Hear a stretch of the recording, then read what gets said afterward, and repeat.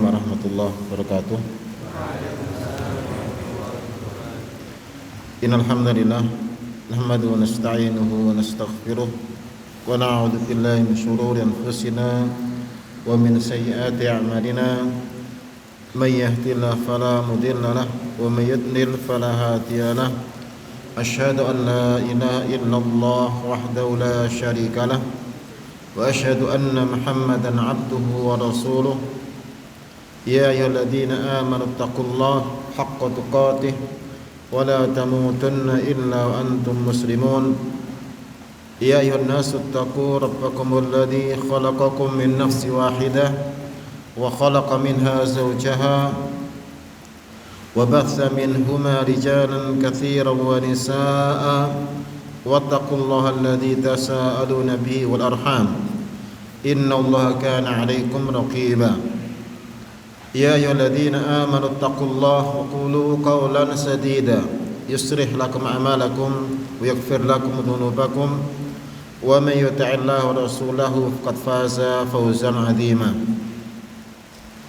Amma ba'd, fa inna khairal kalami kalamullah wa khairul hadyi hadi Muhammadin sallallahu alaihi wasallam wa syarrul umuri muhdatsatuha wa kullu muhdatsatin bid'ah wa kullu bid'atin dhalalah wa kullu dhalalatin finnar.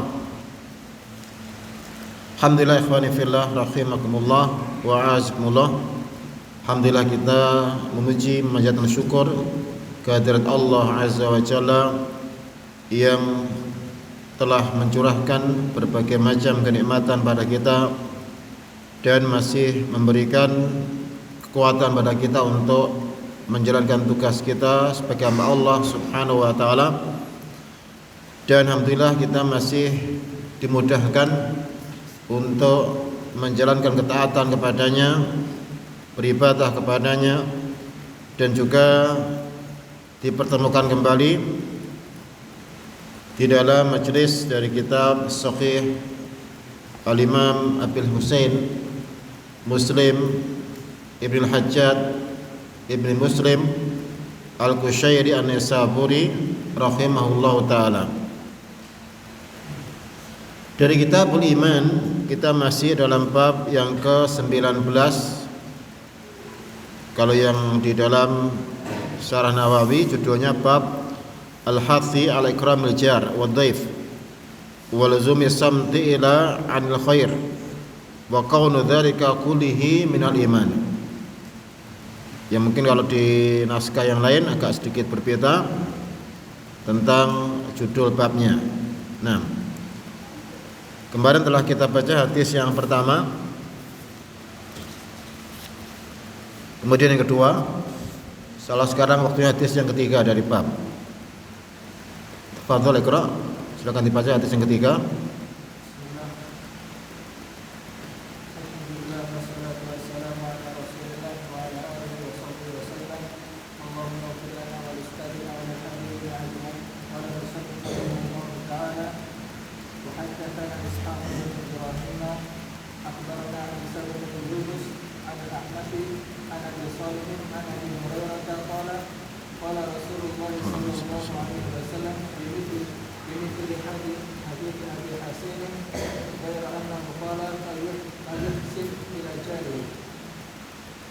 Nah, qala mu'allif rahimahullah ta'ala wa haddatsana Ishaq ibnu Ibrahim, dan telah menceritakan kepada kami Ishaq bin Ibrahim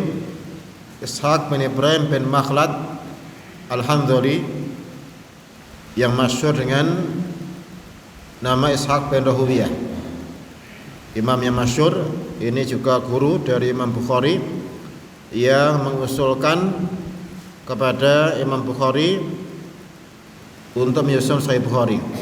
Ishaq bin Ibrahim bin Rahawiyah yang namanya adalah Ishaq bin Ibrahim bin Makhlad Al-Hanzali, masyhur Ishaq bin Rahawiyah, imam yang masyhur, thiqah.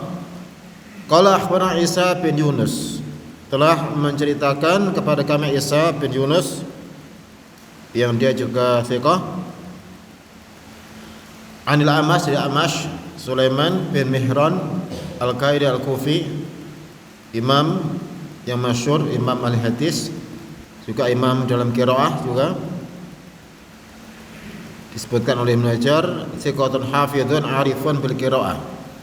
Thiqah hafidh, dia mengetahui banyak tentang qiraah. Imam dalam qiraah juga, qiraah Quran. An Abi Shalih dari Abi Shalih, yaitu sama dengan sanad sebelumnya, muridnya Abu Hurairah Abu Shalih Dzakwan As-Samman Az-Zayyad, seorang tabi'in yang masyhur. An Abi Hurairah radhiyallahu anhu, dari Abu Hurairah Abdurrahman bin Sakhar Ad-Dawsi, semoga Allah meridainya. Ini nama yang dirajihkan oleh banyak para ulama, meskipun memang diperselisihkan namanya. Yang beliau imam dalam riwayat hadis, paling banyak riwayat hadis dari Rasulullah sallallahu alaihi wasallam, hafidhus sunnah, rawiyatus sunnah. Qala, dia berkata, qala Rasulullah sallallahu alaihi wasallam, Rasulullah sallallahu alaihi wasallam bersabda, bimithli hadis Abi Hasin, seperti atau persis lafadznya dengan hadis Abi Hasin, yaitu yang sebelumnya, yang Rasulullah SAW bersabda, man kana yu'minu billahi wal yawmil akhir fala yudhi jarahu, siapa yang beriman kepada Allah dan hari akhir, maka jangan sampai menyakiti tetangganya. Wa man kana yu'minu billahi wal yawmil akhir falyukrim dhaifahu, dan siapa yang beriman pada Allah dan hari akhir, maka hendaknya dia memuliakan tamunya. Wa man kana yu'minu billahi wal yawmil akhir falyakul khairan aw liyaskut, dan siapa yang beriman pada Allah dan hari akhir, hendaknya dia mengucapkan yang baik atau dia diam. Jadi lafaznya persis seperti hadis Abi Hasin yang ada pada riwayat yang sebelumnya. Ghaira annahu qala, hanya saja di akhir hadis atau di masalah tetangga, di dalam riwayat Abu Shalih ini, dari Amash dari Abu Shalih ini, beliau Rasulullah SAW bersabda, fa yuhsin ila jarihi, nah dia berbuat kebaikan kepada tetangganya. Jadi lafadznya yang awal, man kana yu'minu billahi wal yawmil akhir fal yuhsin ila jarihi, siapa yang beriman pada hari akhir, nah dia berbuat baik kepada tetangganya. Kalau lafaz sebelumnya kan fala yu'dhi jarahu, jangan sampai menyakiti tetangganya. Di lafaz Amash adalah fal yuhsin ila jarihi. Ini yang di dalam riwayat ini. Berbeda riwayat dari Abu Hasin yang lafaznya fala yu'dhi jarahu. Kemudian pensyarah dari Syekh Muhammad bin Ali Tsubi, beliau membawakan riwayat Abu Nu'aim dalam Mustakhraj atas Muslim, yang belum membawakan dengan lengkap sanadnya. Ya, kemudian juga membawakan secara lengkap lafadznya. Di situ lafadznya man kana yu'minu billahi wal akhir falyukrim dhaifahu, wa man kana yu'minu billahi wal akhir falyakun khairan aw liyaskut. Jadi enggak ada lafadz falyusin ila jarihi. Ini tentang sedikit perbedaan dalam lafadznya. Dan hadis ini sebagaimana hadis-hadis yang sebelumnya di dalam bab ini menunjukkan tentang perintah Rasulullah SAW untuk memuliakan tetangga, kemudian juga memuliakan tamu, dan juga diperintahkan untuk diam kecuali kalau berkata yang baik. Dan ini adalah tiga hal yang merupakan jawami'ul khair, perkara-perkara kebaikan. Ketika seorang melaksanakan, maka dia akan mendapatkan kebaikan yang banyak. Berbuat baik kepada tetangga yang merupakan orang terdekat dengannya, yang tentunya ini yang pertama kali dia berbuat baik, dan berbuat baik pada tetangga lebih agung nilai sisi Allah daripada yang lain. Sebagaimana kalau berbuat buruk pada tetangga juga lebih besar dosanya daripada berbuat dosa pada selain tetangga. Yang ini menunjukkan tentang keutamaan dan juga keagungan kedudukan dari seorang tangga. Sampai-sampai Rasulullah SAW bersabda dalam hadis yang sahih, "Mazala Jibrilu yusini bil jar hatta dhanantu annahu sayuwarithu." Senantiasa Jibril berwasiat padaku tentang masalah tetangga sampai aku menyangka tetangga akan mewarisi tetangganya. Karena begitu sangatnya wasiat Jibril pada tetangga. Sampai mungkin menyangka tetangga itu seperti yang keluarga nasab, yang merupakan nasab yang mewarisi dari ahli warisnya, mewarisi dari orang yang mewarisinya. Ini karena seringnya Jibril berwasiat pada Rasulullah tentang masalah hak tetangga. Ini menunjukkan tentang agungnya dari hak tetangga, sebagaimana juga agungnya dari hak tamu. Ini merupakan kemuliaan Islam, keindahan Islam, bahwa Islam memuliakan orang yang terdekat, tetangga, kemudian juga memuliakan tamu yang datang. Ini akhlak yang mulia, yang tentunya merupakan akhlak orang Arab juga sebelumnya, yang mereka terkenal dengan ikram kepada dhaif. Ini merupakan ciri khas atau kebiasaan orang Arab sejak dulu, bukan sejak zaman jahiliyah. Yang ketika datang Islam, kemudian menetapkan hal itu, melanjutkannya, bahkan menghasungnya, menjanjikan paling besar ketika memuliakan tamu. Dimasyhur kebiasaan orang-orang Arab ketika mereka memuliakan tamunya. Makanya disebutkan pepatah, orang yang dermawan dia itu katsir rahmat, katsir ar-rahmat. Apa arti rahmat? Ar-rahmat. Ada yang tahu?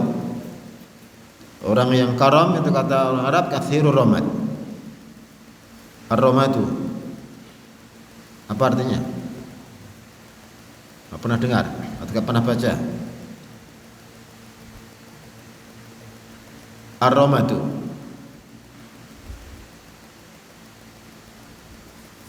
Ar-rahmat artinya adalah arang atau hasil pembakaran kayu, itu namanya ar-rahmat. Jadi fulan banyak sisa pembakaran kayunya, berarti itu orang itu yang itu kinayah dari orang yang kiasan dari orang yang baik pada tamunya, yang memuliakan tamu. Kenapa seperti itu? Karena ketika tamu datang dia memasak sampai akhirnya banyak dari sisa bekas masakannya. Akhirnya kemudian disebut katsirur rahmat. Banyak baranya, banyak banyak arangnya, banyak api yang kayu yang baru dibakar olehnya. Itu banyak abunya, abu yang baru hasil pembakaran dari kayunya. Di orang Arab memang dulu disifat seperti itu. Mereka memperhatikan orang yang karam, ada yang banyak bekas dia memasakkan untuk tamunya. Kalau di sini mungkin tamu datang dimasak sembelihkan ayam mungkin ya kalau Indonesia. Kalau di sana bukan ayam, biasanya kambing. Biasanya orang Arab seperti itu. Tamu datang langsung nyembelih satu kambing atau unta mungkin ya.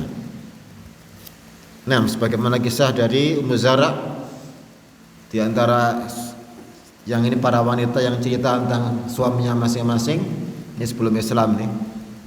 Mereka cerita suaminya, di antara suami adalah yang terkenal dengan karamnya. Ya, ketika ada suara tamu langsung para unta ini merasa akan binasa, maksudnya akan disembelih. Ya, karena dia kalau datang tamu langsung nyembelih seekor unta. Ini memang kebiasaan orang Arab seperti itu. Maka di antara hal yang baik yang dilanjutkan, ditetapkan dalam Islam adalah ikramud dhaif. Yang ini merupakan kebiasaan yang baik, sebagaimana juga kebiasaan orang Jawa. Ini juga termasuk hal yang dimuliakan, hal yang diunggulkan ketika seorang berbuat baik pada tamunya. Jadi mereka punya istilah kupoh, lungguh, suguh. Ini kalau istilah orang Jawa seperti itu. Kalau ada tamu kupuh itu apa? Segera menyambut, kemudian lungguh memberikan tempat untuk duduk, kemudian apa? Suguh. Apa di suguh? Yang orang Jawa tahu ini ya. Yang luar Jawa apa hati suguh? Ya. Menghadirkan hidangan untuk tamunya. Insya Allah mungkin bukan orang Jawa aja mungkin. Yang ini dari mana selain Jawa? Dari Maluku, dari Ternate juga seperti itu kan. Mereka juga memang orang Indonesia secara umum, orang-orang luar Indonesia itu mereka memuji orang Indonesia yang ramah, kemudian berbuat baik pada orang-orang yang datang kepada mereka. Nah, ini jelas merupakan kebiasaan yang baik, yang agung, yang Islam memberikan hasungan, anjuran, motivasi dengan paling besar terhadap perbuatan tersebut. Nah, silakan dibaca hadis yang terakhir dari bab.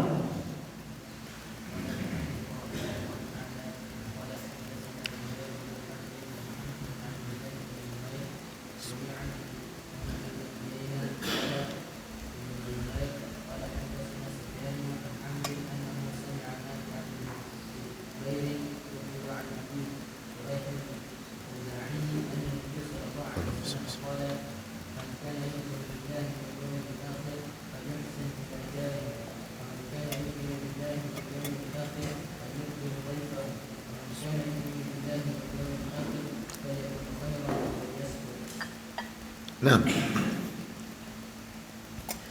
qala mu'allif rahimahullah ta'ala, hadatsana Zuhair bin Harb, telah menceritakan pada kami Zuhair bin Harb An-Nasa'i Al-Baghdadi, hafidh thiqah, wa Muhammad bin Abdullah bin Numair, dan Muhammad bin Abdullah bin Numair Al-Hamdani Abu Abdurrahman Al-Kufi thiqatun hafidh. Di sini Imam Muslim meriwayatkan dari dua orang, Zuhair bin Harb dan Muhammad bin Abdullah bin Numair atau Ibnu Numair. Jami'an keduanya an Ibni Uyainah, dari Sufyan bin Uyainah Abu Muhammad Al-Hilali Al-Makki, thiqah imam ahli Makkah, thiqatun sabtun hafidun hujjah, sampai 4 predikat oleh Ibnu Hajar di dalam Taqribut Tahdhib, diulang 4 kali dari predikatnya thiqatun sabtun hafidun hujjah. Nah, dan disebutkan oleh para ulama, laula Sufyan wa Malik la dhaba ilmu Hijaz, seandainya tidak ada Sufyan dan Malik akan hilang ilmu Hijaz. Dan Malik imam ahli Madinah, Sufyan bin Uyainah imam ahli Makkah, menunjukkan tentang keutamaan imamah dari keduanya. Qala Ibnu Numair, berkata Ibnu Numair, hadatsana Sufyan. Ibnu Numair di dalam sighah tahammulnya mengatakan hadatsana. Adapun Zuhair an. Di sini ada 2 perbedaan sighah tahammul dari 2 guru Imam Muslim. Ibnu Numair, Zuhair mengatakan an, kalau Ibnu Numair hadatsana. Tentunya tahdits lebih tinggi daripada an-ana. An Amr, dari Amr, ini Sufyan meriwayatkan dari Amr, itu Amr bin Dinar Al-Makki, thiqah sabtun imam ahli Makkah juga, seorang tabi'in. Ana usami'a Nafi' bin Jubair yukhbiru an Abi Syuraih Al-Khuzai, bahwa dia mendengar Nafi' bin Jubair bin Mut'im, ini juga tabi'in, memberitahukan atau menyampaikan hadis dari Abu Syuraih Al-Khuzai. Dari Abu Syuraih Al-Khuzai ini salah seorang sahabat yang beliau dari Bani Ka'ab Al-Ka'bi.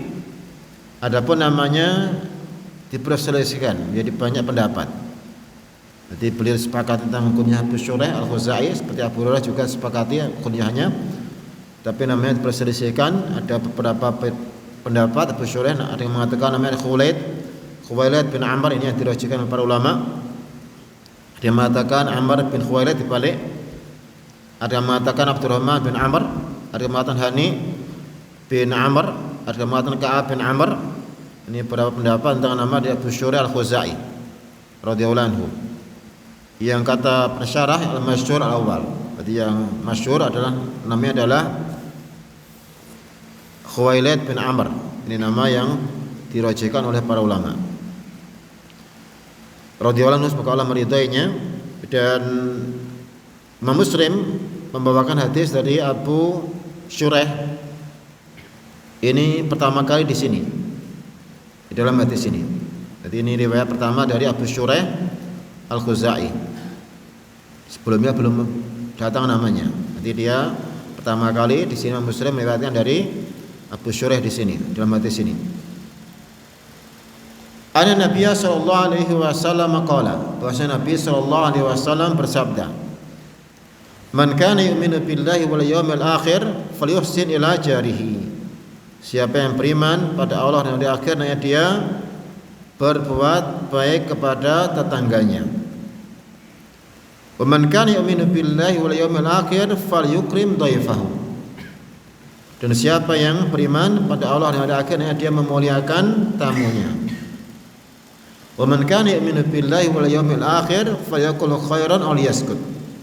Dan siapa yang beriman pada hari Allah dan hari akhir, hendaknya dia berkata yang baik atau dia diam. Dan ini sama dengan riwayat yang sebelumnya tentang masalah isi hadis, tematan hadis. Ini seolah sudah bahas ya dalam beberapa pembahasan sebelumnya. Ini ada 5 hadis ya. Ada 4 hadis ya. Yang ini seolah sama isinya ya tentang perintah Rasulullah SAW atau motivasi Rasulullah kepada kaum muslimin agar mereka memuliakan tetangga, memuliakan tamu dan berbicara yang baik atau diam. Nah, kemudian ada faedah yang disebutkan oleh pensyarah ya, bahwa Abu Syureh itu ada 4 orang. Perawi yang kunyah Abu Syureh ada 4 orang. Yang pertama ini Abu Syureh Al-Khuzai, Khuwailid bin Amr, sahabat. Kemudian yang kedua Abu Syureh Al-Kindi. Ini juga seorang sahabat yang pernah singgah di Kufah. Namanya Hani bin Yazid Al-Madhiji. Kemudian yang ketiga adalah Abu Syureh Al-Ma'afiri. Abu Syureh Al-Ma'afiri, namanya Abdurrahman bin Syureh Al-Iskandari. Dia seorang tabi'in. Kemudian yang keempat Abu Syureh yang meriwayatkan dari Abu Muslim Al-Abdi, dia makbul. Nah, ini 4 orang yang punya kunyah Abu Syureh, berarti tidak banyak dari perawi yang kunyahnya Abu Syureh. Berbeda dengan kunyahnya Abu Abdillah, banyak sekali dihitung. Atau kunyahnya Abu Muhammad banyak sekali. Atau Abu Ahmad juga banyak sekali. Tapi kalau yang Abu Syureh cuma 4 orang dari perawi. Nah,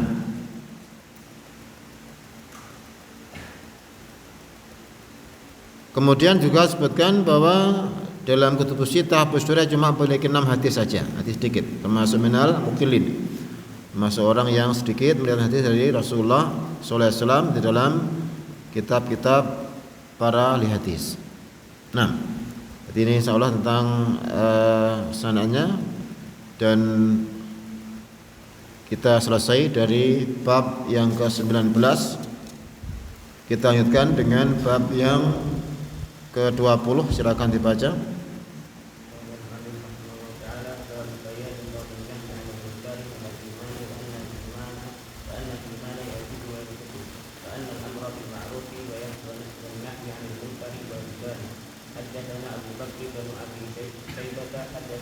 Qala hadatsana hak, ada hak di situ kan? Baca duha atau tahwil. Haddatsana Muhammad bin Musanna qala haddatsana Muhammad bin Ja'far qala haddatsana Syu'bah kilahuma an Qais bin Muslim an Tariq bin Shihab wa hadha hadits Abi Bakr qala awwal man bada'a bil khutbah yawm al-Eid qabla salati Marwan فقال إليه رجل فقال الصلاة قبل الخطبة فقال قد ترك ما هنالك فقال أبو سعيد أما هذا فقد قدم عليه سمعت رسول الله صلى الله عليه وسلم يقول من رأى منكم منكرا فليغيره بيده فإن لم يستطع فبلسانه فإن لم يستطع فبقلبه وذلك أضعف الإيمان. Nah, qala mu'allif rahimahullah taala bab, sebagaimana kita telah menjelaskan dulu bab ini bukan dari Imam Muslim tapi dari pensyarah Imam Nawawi atau yang lain. Bab bayani kaunin nahyi 'anil munkar minal iman. Bab tentang penjelasan bahwa melarang dari yang mungkar itu bagian dari keimanan. Wa anal iman yazidu yanqus. Bahwa iman itu bertambah dan berkurang. Wa anal amra bil ma'ruf wa nahya 'anil munkari wajiban. Dan bahwa memerintah pada yang ma'ruf dan melarang dari yang mungkar adalah dua perkara yang wajib. Ini judul bab yang dalam Syarah Nawawi seperti itu. Kalau yang di naskah Syekh Muhammad Ethiopi itu judulnya cuma ringkas bab bayani kaunin tarhil munkar minal iman. Bab penjelasan keberadaan mengubah kemungkaran bagian dari keimanan. Kalau di Syarah Nawawi ini lebih panjang. Nah, kita baca hadisnya. Qala hadatsana Abu Bakar ibnu Abi Syaibah, telah menceritakan kepada kami Abu Bakar bin Syaibah bin Abi Syaibah, ini guru Muslim yang beliau banyak meriwayatkan darinya, yang beliau thiqah musannif. Qala beliau berkata hadatsana Waqi', telah menceritakan pada kami Waqi'ud ibnu Jarrah ibnu Malih Ar-Ru'asi Al-Kufi Abul Bistam, thiqatun hafidh, imam yang masyhur. An Sufyan, dari Sufyan di sini ghairu mansub, tidak sebutkan siapa ayahnya atau nisbahnya. Beliau adalah Sufyan Ats-Tsauri, Sufyan bin Sa'id bin Masruq bin Habib Ats-Tsauri Al-Kufi, thiqatun hafidun faqihun hujjatun imamun, kata Ibnu Hajar. Jadi sampai 5 predikat, thiqatun hafidun faqihun hujjatun imam. Hak, kemudian tanda tahwil, pindah sanad dari sanad yang berikutnya. Jadi mulai dari awal lagi sanadnya. Ini mulai dari awal. Imam Muslim berkata lagi hadatsana Muhammad bin Mutsanna. Ini guru yang berikutnya. Sanad kedua adalah Muhammad bin Mutsanna. Kalau tadi kan Abu Bakar bin Abi Syaibah. Muhammad bin Mutsanna yang juluki Zamin, yang beliau thiqah raja ashabul sitah. Qala hadatsana Muhammad bin Ja'far, dia berkata telah menceritakan kepada kami Muhammad bin Ja'far, ini juga thiqah raja ashabul sitah yang beliau dijuluki dengan Gundar. Qala hadatsana Syu'bah, dia berkata telah menceritakan kepada kami Syu'bah bin Hajjaj Al-Kufi.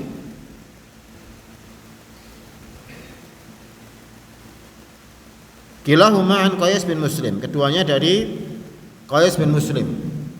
Siapa keduanya? Kembali pada siapa ini gambarnya? Siapa? Sufyan dan Syu'bah, ya, betul.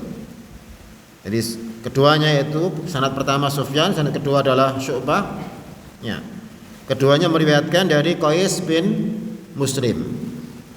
Jadi di sini dua guru ini Sufyan dan Syu'bah meriwayatkan dari Qais bin Muslim Al-Jadali Al-Adwani Abu Amr Al-Kufi, thiqah rumya bil irja', tuduh irja', tapi ini sepertinya tidak terbukti. An Tariq bin Syihab, dari Tariq bin Syihab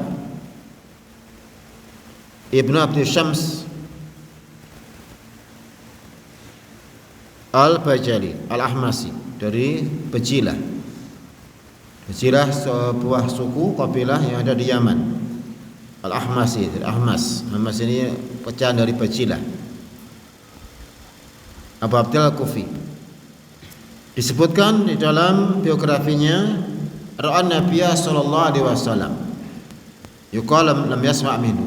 Dia pernah melihat Nabi sallallahu alaihi wasallam, tapi tidak pernah mendengar riwayat dari Nabi.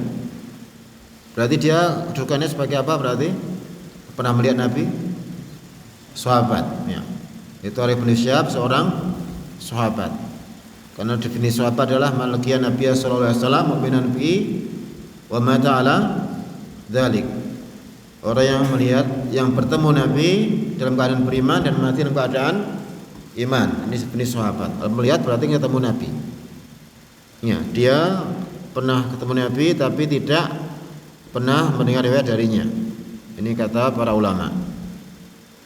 Nah, jadi kalau meriwayat dari Nabi berarti ada perantara antara beliau dengan Nabi sallallahu alaihi wasallam. Nah, ini tentang Tariq bin Syihab. Wa hadha hadis Abu Bakar. Dan ini kata Imam Muslim setelah sampai pada lafaz ini beliau mengatakan ini hadis Abi Bakar. Abu Bakar siapa maksudnya? Abu Bakar siapa? Ini hadis Abu Bakar. Abu Bakar siapa? Hah? Abu Bakar siapa? Siapa tadi Abu Bakar? Abu Bakar bin Abi Syaibah. Jadi yang dibawakan di sini lafaz ini adalah lafaz dari siapa? Guru yang pertama yaitu Abu Bakar bin Abi Syaibah, bukan dari guru yang kedua. Guru kedua siapa tadi? Siapa guru kedua? Muhammad bin Al-Muthanna. Di lafaz yang dibawakan ini adalah lafaz dari Abu Bakar bin Abi Syaibah. Meskipun belum melihat dari dua guru, tapi yang dibawakan dalam hadis ini adalah lafaz dari Abu Bakar bin Abi Syaibah, bukan lafaz dari Muhammad bin Al-Muthanna. Disebutkan oleh para ulama bahwa Muhammad bin Al-Muthanna meriwayatkan ini dengan makna sama dengan Abu Bakar, tapi yang di sini lafaznya dari Abu Bakar. Ini termasuk dari ketelitian Muslim ketika meriwayatkan dari guru yang berbeda, beliau menunjuk ini lafaz siapa. Ini juga termasuk ketelitian beliau rahimahullah taala. Jadi di sini lafaz Abu Bakar bin Abi Syaibah. Qala berkata, siapa yang berkata?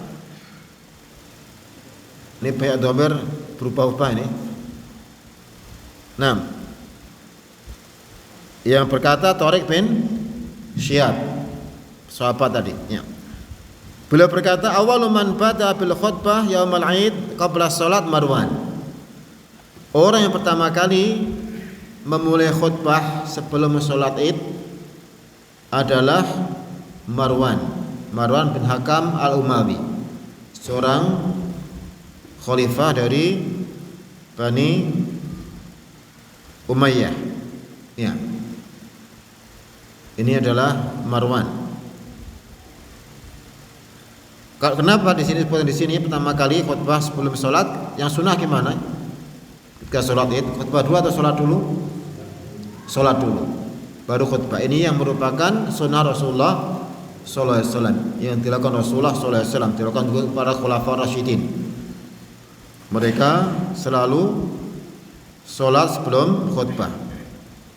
Yang pertama kali membalik, jadi khutbah dulu baru sholat, adalah Marwan bin Hakam Al-Umawi, seorang khalifah atau seorang pemimpin, pernah di gubernur Madinah juga, pernah di khalifah dari Bani Umayyah. Dan setelah keturunan dari Muawiyah bin Sufyan habis, memang yang meneruskan semua adalah keturunan Marwan ini semuanya. Kan ketika Muawiyah meninggal diganti Yazid meninggal diganti Muawiyah bin Yazid. Setelah itu putus dari Muawiyah. Setelah itu baru Marwan bin Hakam, seterusnya keturunan dari Marwan semua dari Bani Umayyah. Dan Marwan bin Hakam dia tidak sahih bahwa termasuk sahabat. Berarti dia riwayatnya bukan sahabat. Berarti tidak pernah ketemu dengan Rasulullah sallallahu alaihi wasallam. Meskipun kalau secara zaman memang beliau mendapati zaman Rasulullah, tapi sebetulnya tidak pernah bertemu dengan Rasulullah sallallahu alaihi wasallam. Dia menjadi khalifah pada akhir tahun 64 Hijriah. Setelah meninggalnya Muawiyah bin Yazid, kemudian kosong khilafah. Kemudian akhirnya Abdullah bin Zubair memproklamirkan diri sebagai khalifah. Lalu waktu kosong, tidak ada khalifah. Akhirnya kemudian Marwan hendak membaiat Abdullah bin Zubair. Di tengah jalan dihadang oleh orang-orang Bani Umayyah. Diprovokasi, kamu cuma baiat, kamu itu orang yang ditokohkan, kenapa membaiat pada anak kecil, dan seterusnya. Kemudian dia balik ke Dimash, ya, ke Damaskus, Suriah. Kemudian akhirnya mendirikan Bani Umayyah, mendirikan khilafah Bani Umayyah. Dia pertama kali menjadi khalifah, ya, dari dia dengan keturunannya, yang meninggal pada tahun 65, berarti tidak lama, pada bulan Ramadan, ya, berarti tidak lama beliau menjadi khalifah. Ramadan bulan keberapa? Berapa? Bulan keberapa Ramadan? 10 atau 9? Ya, 9 ya. Ya. Nanti gak lama, sekitar 9 bulan beliau menjadi khalifah. Dan kisahnya cukup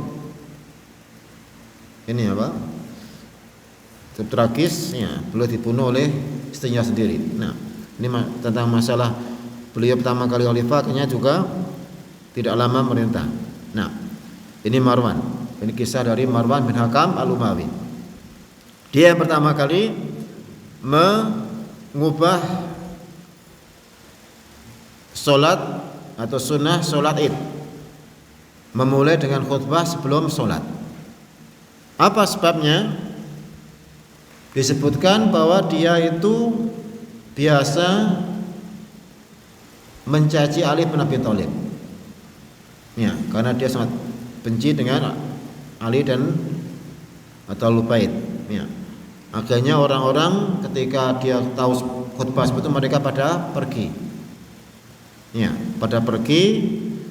tidak ada yang mendengarkan khutbahnya. Akhirnya supaya orang-orang mau dengarkan, dia khutbahnya sebelum sholat, karena nggak mungkin mereka pergi, karena saya itu sholat, kan. Itu tujuan dari Marwan seperti itu. Jelas dia termasuk, kalau dilihat dari sirah perjalanannya, ini bukan orang yang baik, ya.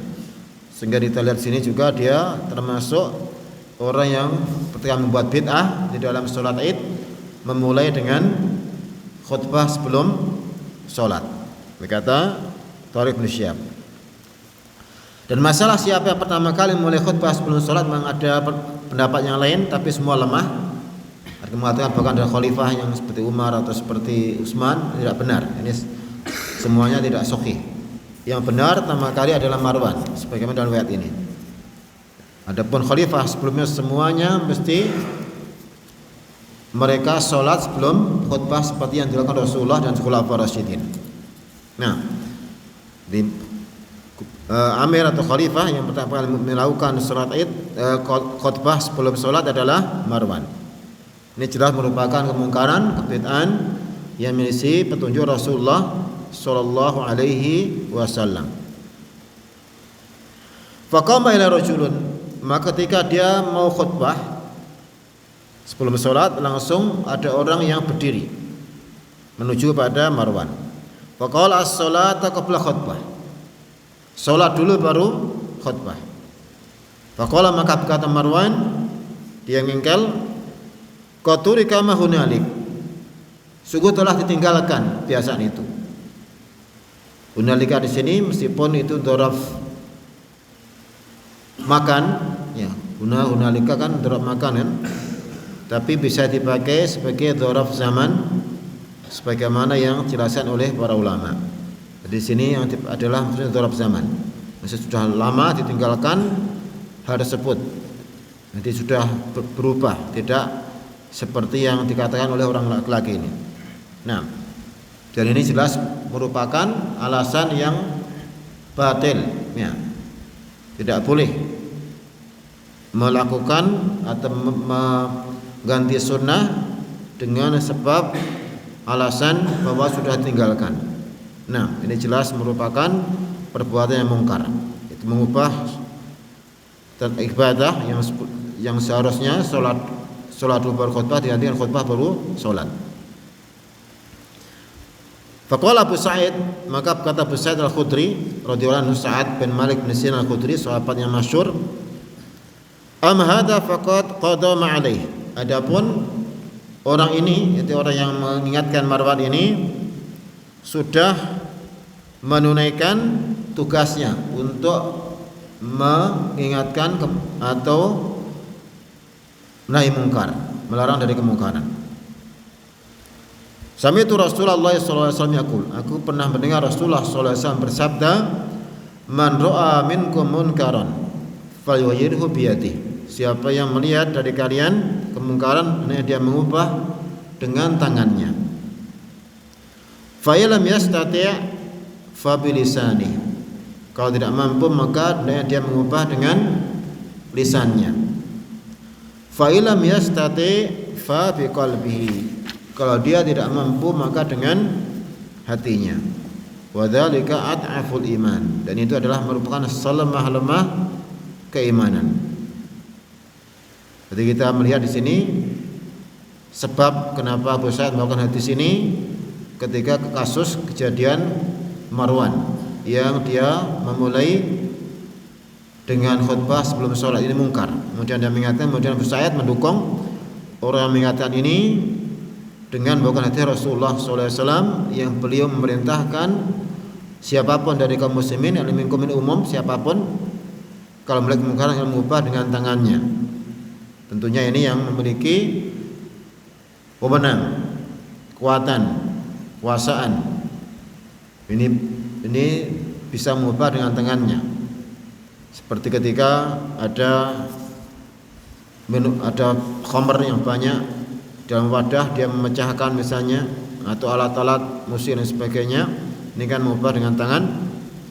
Atau mencegah orang yang zalim dari melakukan kezaliman atau membunuh dan sebagainya, jelas yang ini mengubah dengan tangan.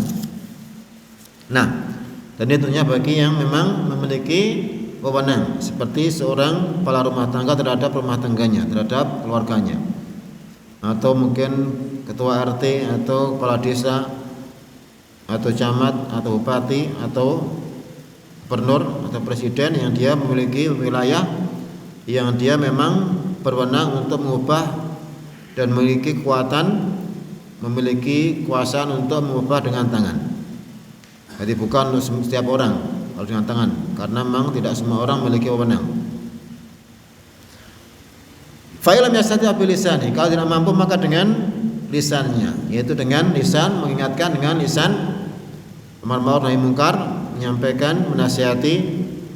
Kalau ini tentunya siapa saja yang memiliki ilmu tentang masalah itu, yakin itu adalah mungkar, mudah mengetahui jelas kemungkaran, dia punya ilmu tentang masalah itu, maka dia menyampaikan dengan lisannya. Yang ini tentunya lebih ringan daripada dengan tangan. Ini bisa dilakukan oleh siapapun yang memiliki ilmu tentang masalah itu, dari para ulama, dari para dai, atau setiap muslim yang dia tahu kemungkaran yang memang dia mengilmui itu adalah mungkar. Seperti masalah-masalah kemungkaran yang zahir, yang nampak, yang semua orang tahu, ini mestinya tidak harus ulama, tidak harus dai, karena semua orang tahu, seperti masalah khamr, masalah tentang melanggar tidak sholat, dan semua ini adalah hal-hal yang siapapun tahu itu adalah mungkar. Fa illam yastati' fa biqalbi, kalau itu pun tidak mampu dari pertama dan kedua, lisan tidak mampu, tangan tidak mampu, maka dengan hati, yaitu mengubah dengan hatinya, yaitu maksudnya dia membenci dengan hatinya. Dan dia berazam kuat kalau mampu akan mengubah dengan selain hatinya, yaitu dengan tangan atau dengan lisannya. Yang itu yang dengan hati ini disebutkan Rasul mengatakan at'aful iman, iman yang paling lemah. Yang paling lemah maksudnya dibandingkan dengan dua yang sebelumnya. Nah, dan hadis ini sesuai dengan bab yang dibawakan oleh mu'allif rahimahullah bahwa melarang yang mungkar termasuk keimanan. Kemudian juga bahwa iman itu bertambah dan berkurang. Dari mana diambil istidlal? Dari hadis ini, iman bisa bertambah dan berkurang. Dari mana? Dari lafaz mana? Mana yang menunjukkan bahwa iman bisa bertambah berkurang dari lafaz hadis ini?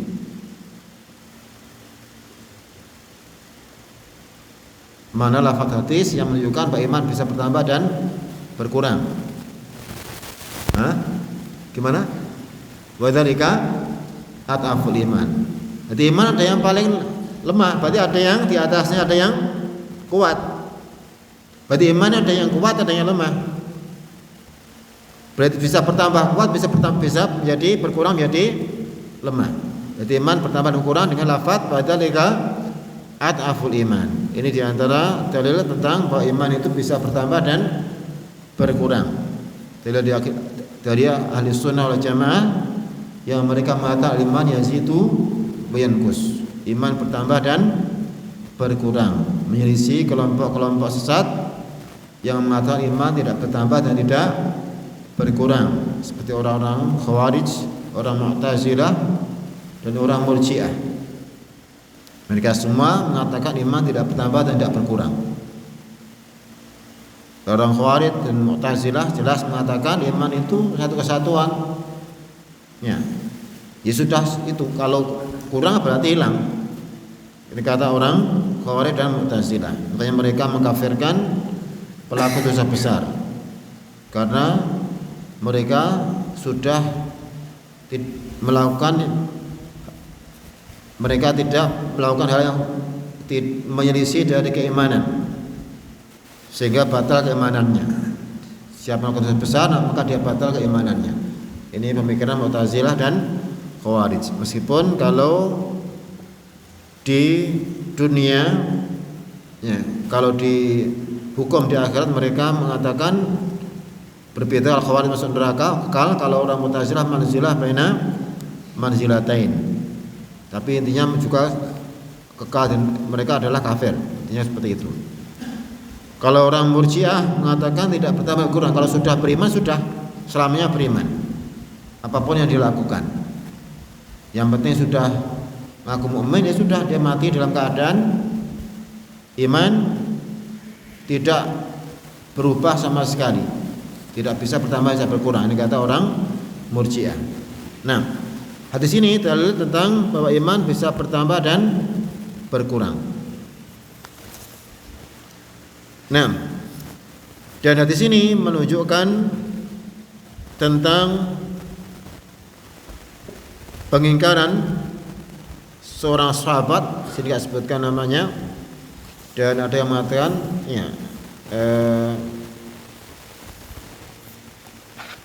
beliau adalah Abu Barzah, ada yang mengatakan yang lain. Kemudian juga Abu Sa'id Al-Khudri yang beliau mendukung orang ini, dan disebutkan kenapa beliau tidak sendiri, tidak mengingatkan. Ada yang mengatakan beliau itu yang merupakan pertama kali mengingatkan juga. Dalam riwayat yang lain ada kisah beliau datang bersama Marwan. Jadi datang berdua dengan Marwan. Ketika Marwan mau naik mimbar, langsung dipegang tangan oleh Abu Sa'id Al-Khudri. Jadi dia mengatakan orang ini Abu Sa'id sendiri. Ada yang mengatakan itu orang lain. Tapi ini yang lebih kuat orang lain, karena Abu Sa'id mengatakan hada orang ini qadama alaihi, dia telah menunaikan kewajibannya. Berarti orang lain yang benar. Intinya Abu Sa'id juga telah mengingatkan, atau mungkin dia mau mengingatkan kemudian jauh oleh orang ini sehingga kemudian dia mendukung dari orang tersebut. Nah, dan al-amru ma'ruf wa nahy munkar termasuk dari salah satu cabang keimanan yang agung, memerintah pada ma'ruf dan melarang dari yang mungkar. Dan Allah banyak menyebutkan dalam Al-Qur'an juga wal amrul bil ma'ruf wan nahyuna 'anil munkar. Dan juga banyak sekali tentang keutamaan al-ma'ruf nahi munkar yang merupakan penegak dari masyarakat Islam.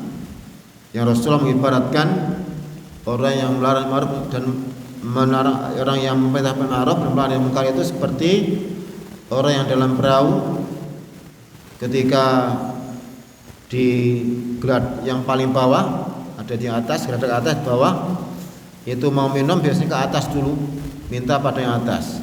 Akhirnya mereka merasa keberatan, kemudian bersepakat di antara mereka, sudah kita lubangi perahu saja, daripada kita mengambil air ke atas kan terlalu repot, kita lubangi perahu bawah ini supaya kita ngambil air langsung minum enak, langsung ngambil. Seandainya semua membiarkan, maka semua akan tenggelam. Ini ibaratnya dengan Rasulullah SAW tentang al-amru bil ma'ruf wa nahy anil munkar. Ketika tidak melakukan, maka semua akan binasa.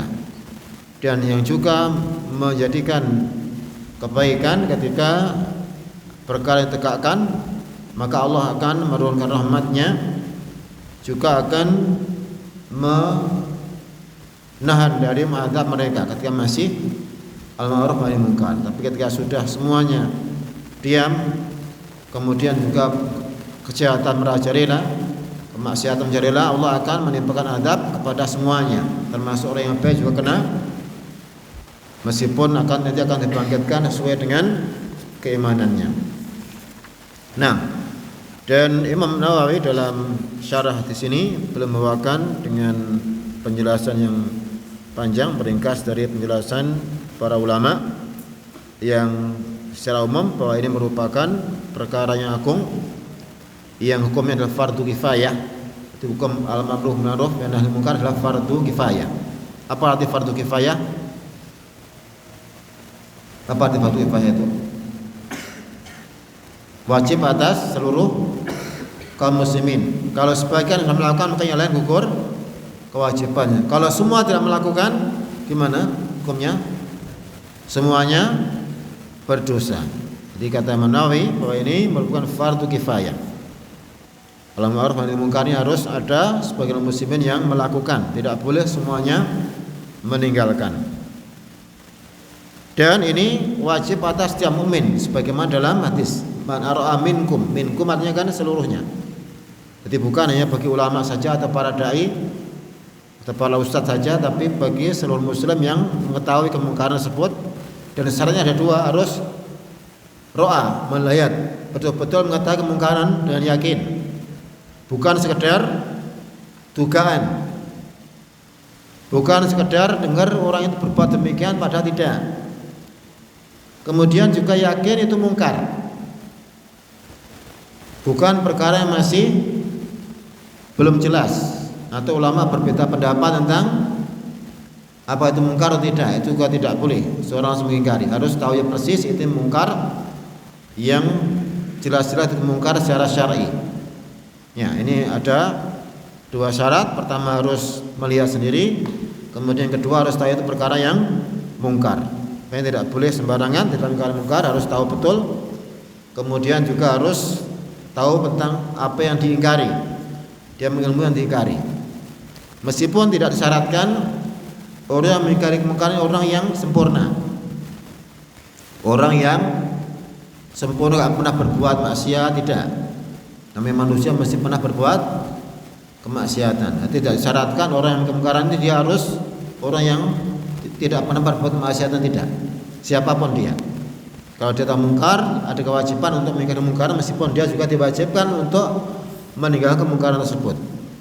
Nah, jadi di sini menunjukkan bahwa siapa yang tahu kemudian mengilmui tentang masalah perkara yang diingkari tersebut, maka dia wajib untuk mengingkarinya. Kalau mampu dengan tangannya, kalau tidak mampu dengan lisannya, maka mampu dengan hatinya. Adapun masalah khilafiyah, ya, ada masalah-masalah yang ma'lum fitin bidarurah, perkara-perkara yang semua orang tahu itu haram, itu mungkar, seperti masalah khamr, ya, di masalah wajibnya untuk sholat, masalah haramnya zina, ini semua kan orang tahu itu adalah mungkar. Tentunya ini tidak mesti ulama karena semua tahu adalah mungkar. Adapun perkara-perkara yang rumit atau yang butuhkan ilmu yang dalam, seperti masalah kesyirikan yang mungkin sebagian orang atau kebanyakan orang mereka tidak tahu atau yang lain, maka ini tentunya adalah ulama atau seorang yang alim dalam masalah tersebut. Nah, ini tentang masalah ingkar mungkar. Kemudian juga wajib mengetahui tentang posisinya, dia sebagai apa. Kalau dia punya wewenang maka dengan tangan. Kalau tidak punya wewenang tidak boleh mengingkar dengan tangannya, karena akan menimbulkan kemungkaran yang lebih besar. Kemudian juga di antara syarat ingkar mungkar adalah dia secara dugaan kuat dengan mengingkari kemungkaran ini akan hilang kemungkaran itu atau berkurang. Kalau misalnya diingkari akan semakin parah dengan dugaan kuat, maka dilarang diingkari. Tidak boleh mengingkari kemungkaran kalau menimbulkan kemungkaran yang lebih besar. Seperti sebagian orang yang semangat saja kemudian akhirnya menimbulkan kemungkaran yang lebih besar. Ya, seperti ketika ada kerusakan ditimbulkan oleh penguasa yang zalim, yang kejam misalnya, yang kemudian diingkari, ya, tapi akhirnya malah dia semakin merajalela, ini tidak boleh. Seperti kisah Syaikh Tamiyah ketika melihat orang-orang Tartar yang dia mabuk, yang mereka mabuk, dan Tartar ini muslim dan minum khamar jelas haram. Ketika murid-muridnya mengingkari, maka boleh melarang, jangan. Mereka mabuk itu lebih penting daripada kalau diingkari mereka akan mengamuk, kemudian akan merusak, akan membunuh kaum muslimin dan sebagainya. Maka boleh melarang untuk mengingkari mereka. Ini contoh bahwa ketika diduga kuat mengingkari kemungkaran akan mendatangkan kemungkaran lebih besar, maka tidak diperbolehkan. Jadi ada fikih ingkar mungkar ini harus diperhatikan dalam masalah mengingkari kemungkaran. Nah, ini masalah tentang hadis ini. Hadis yang pertama dari bab, yang insyaallah untuk hadis yang berikutnya akan kita baca dalam kesempatan yang datang. Jadi masih ada beberapa hadis dari bab ini.